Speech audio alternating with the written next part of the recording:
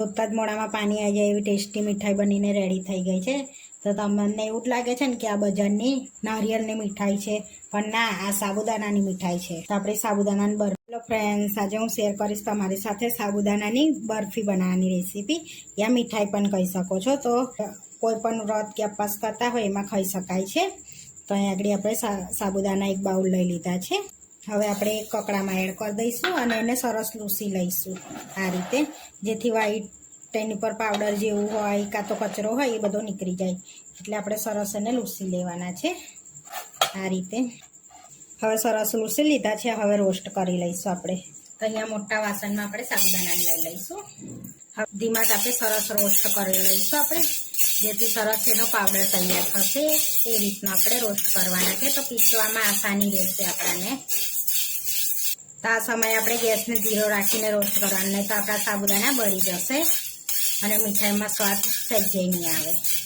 5 થી 7 મિનિટ થઈ ગયું છે, ધીમા તાપે એકદમ સરસ રોસ્ટ થઈ ગયા છે। હવે પ્લેટમાં કાઢી લઈશું આપણે। હવે પ્લેટમાં કાઢીને ઠંડા થવા દઈશું આપણે। તો સરસ સાબુદાણાને ઠંડા કરી લઈશું આપણે।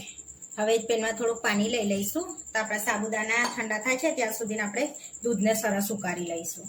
તો હવે એક પેનમાં આપણે દૂધ લઈ લઈશું। તો પાણી એડ કરવાથી આપણે દૂધ નીચે ચોંટતું નથી।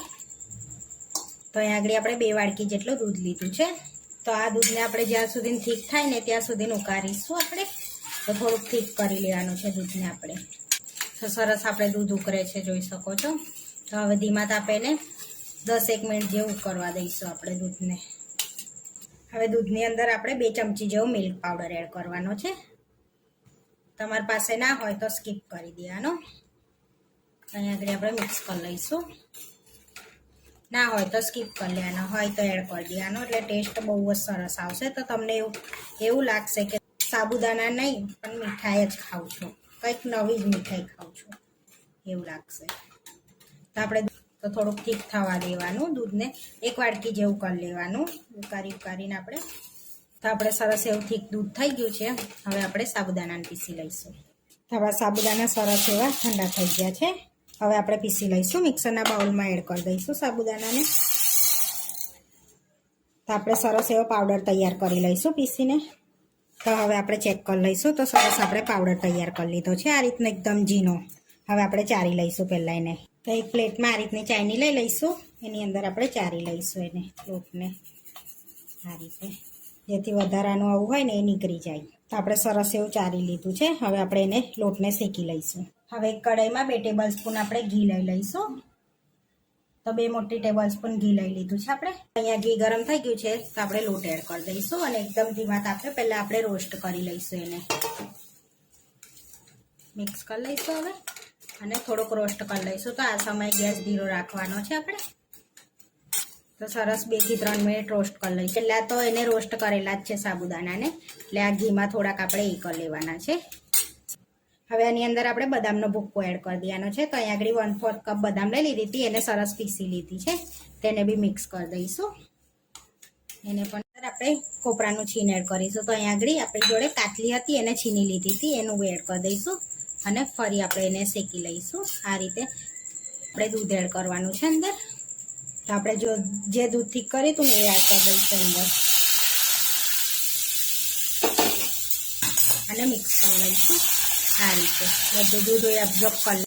હવે આપણે એની અંદર ખાંડ એડ કરીશું। તો આપણે ટેસ્ટ પ્રમાણે 1/4 કપ ઉપર થોડી ખાંડ એડ કરી છે, એને બી મિક્સ કરી દઈશું આપણે સરસ એવી આ રીતે। અને એકદમ ધીમા તાપે આપણે એને શેકાવા દઈશું સરસ, અને ખાંડ પણ ઓગળી જશે। અને ફ્લેવર માટે ઇલાયચી પાવડર એડ કરી દેવાનો છે અને સરસ એવી ખાંડને આપણે ઓગાળી લઈશું। સરસ એવો આપણો રેડી થઈ જશે બરફી। તમે ખાંડની જગ્યા પર સાકર પણ લઈ શકો છો। આપણે અહીંયા આગળ ખાંડનો ઉપયોગ કર્યો છે, તમે સાકરનો બી કરી શકો છો। તો આપણે વ્રતમાં ખાવાનું છે એટલે ગોળનો ઉપયોગ નહીં કરવાનો। તો જો તમે વ્રતમાં ગોળ ખાતા હોય તો ઉપયોગ કરી શકો છો।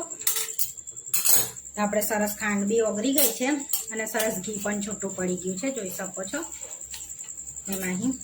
હવે આપણે એને એક પ્લેટમાં ઠારી દઈશું અને સરસ પીસ પડે ને એ રીતનું આપણે ઠારીશું। હવે ગેસને બંધ કરી દઈશું આપણે। તો આ રીતે મેં બટર પેપર લગાવી લીધું છે ટાંકીને આ રીતનું। હવે જે આપણે બરફી બનાવી છે ને એ એડ કરી દઈશું અંદર આ રીતે બધી ને સરસ એવું આમ ફેલાઈ લઈશું એને આ રીતનું, જેથી સરસ થીક પીસ પડે ને એ રીતનું થીક રાખીશું આપણે આ રીતે.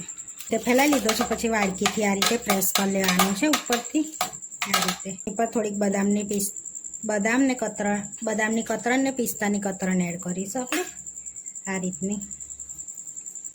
હવે આપણે એને છે ને પ્રેસ કરી લઈશું થોડુંક વાડકીથી આ રીતે, એટલે સરસ અંદર પ્રેસ થઈ જશે. હવે એને સેટ થવા મૂકી દઈશું આપણે, 1 કલાક માટે મૂકીશું, પછી જોઈ લઈશું. તો અત્યારે ગરમ છે ને એટલે આપણે બહાર જ રાખીશું. તો આપણે સેટ થઈ 1/2 કલાક થઈ ગયો છે, તો હવે પીસ પાડી લઈશું આપણે. એટલે જોતાં જ મોઢામાં પાણી આવી ગયું ને, ખાની આવી જાય એવી ટેસ્ટી મીઠાઈ બનીને રેડી થઈ ગઈ છે. તો માપના આપણે પીસ પાડવાના છે, તો ચોરસ પીસ પાડી લઈશું આપણે એને. હવે આપણે મીઠાઈને સર્વ કરી લઈશું. તો અહીંયા પ્લેટમાં આપણે મીઠાઈ લઈ લઈશું. તો જોતાં જ મોઢામાં પાણી આવી જાય એવી ટેસ્ટી મીઠાઈ બનીને રેડી થઈ ગઈ છે. તો તમને એવું જ લાગે છે ને કે આ બજારની નારિયેળની મીઠાઈ છે, પણ ના, આ સાબુદાણાની મીઠાઈ છે. તો આપણે સાબુદાણાની બરફી તો તોડીને બતાવું તો એકદમ જો સોફ્ટ અને પોચી રૂ જેવી થઈ છે.